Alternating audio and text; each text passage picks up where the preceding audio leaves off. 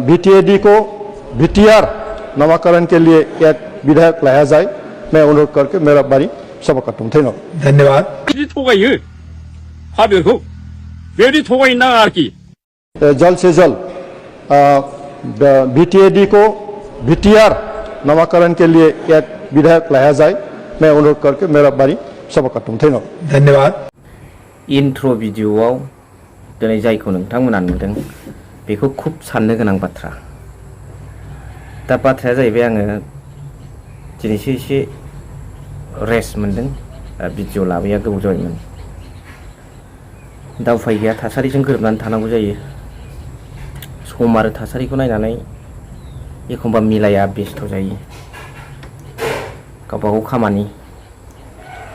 दा बाथ्राया जाबाय मा, जे खोथाखौ मानगोनां एमपि रोनगोरा नार्जारि बिथाङा बुंदों, बे खोथाखौ बिटिआर एग्रिमेन्ट 2020 सननि उनावहाय जेब्ला इलेक्शन खाथि आरो बिनि उनाव 5 बोसोर बिथांमोना जेब्ला इउपिपिएल दोलोआ बिटिसिखौ सालायदोंमोन, बे समाव बिथांमोना बेसेबां थगायदोंमोन बे खोथाखौ नोंथांमोना मिन्थिखासिगौ।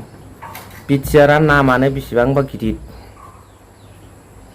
बे खोथाखौ बुंदोंमोन आरो बिटिआर होनबाय थादोंमोन, बिटिसि गैला। नाथाय दिनै मानगोनां एमपि रोनगोरा नार्जारि बिथाङा पार्लियामेन्टआव थांनानै बिटिआर नामाकरणनि थाखाय जे आवाज उत्थापन खालामबाय पार्लियामेन्टआव, बेसो जोंनि थाखाय साननो गोनां बाथ्रा। बै समाव होनबा बिसोरो बेसेबां रायजो राजाफोरखौ थगायबोखो, नंखाय फालाय। दिनै हाग्रामा महिलारि सारनि टिमा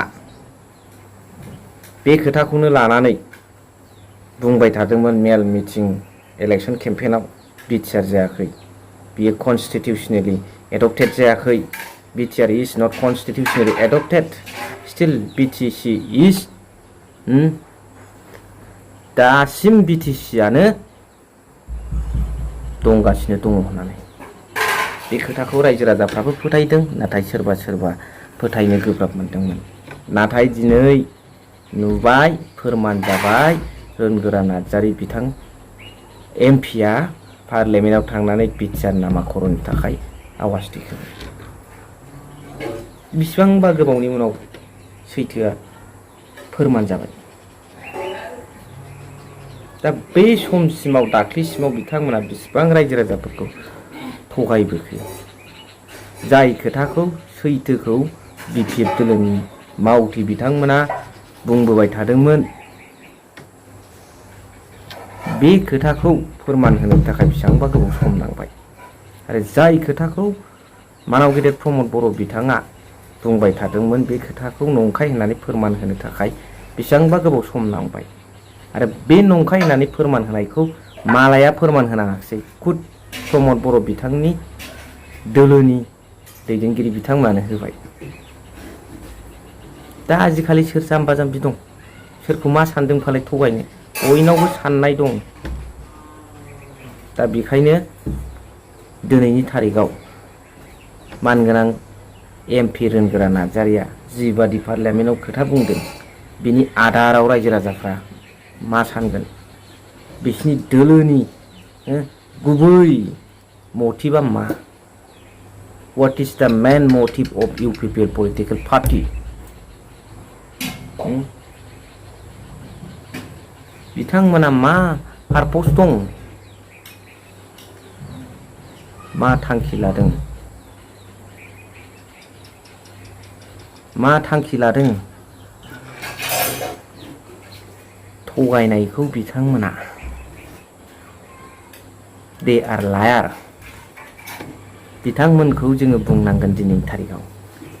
बेखायनो जि धरन प्रमद बर' डांगरियार टीम तथा one of the most popular MP Rwngwra Narzary डांगरिया पार्लियामेन्ट गई जिखिनि आवाज उत्थापन करिছে বিটিআর নামাকৰণৰ কাৰণে, এই কথাৰ পৰা আমি প্ৰমাণিত পাইছোঁ যে তেখেতসকলে 5 বছৰ আৰু আজিলৈকে ৰাইজসকলক ঠগাই আহিছে, ঠগাই ৰাজনীতি কৰিছে। এই কথাটো আজিৰ তাৰিখত স্পষ্টভাৱে প্ৰমাণিত হৈ গ'ল। बे खोथाखौ नोंथांमोना गोसोआव लादो। जोबनायाव मा सानदों कमेन्ट सेक्सनाव थेंक इउ भेरि माच फर वाचिं।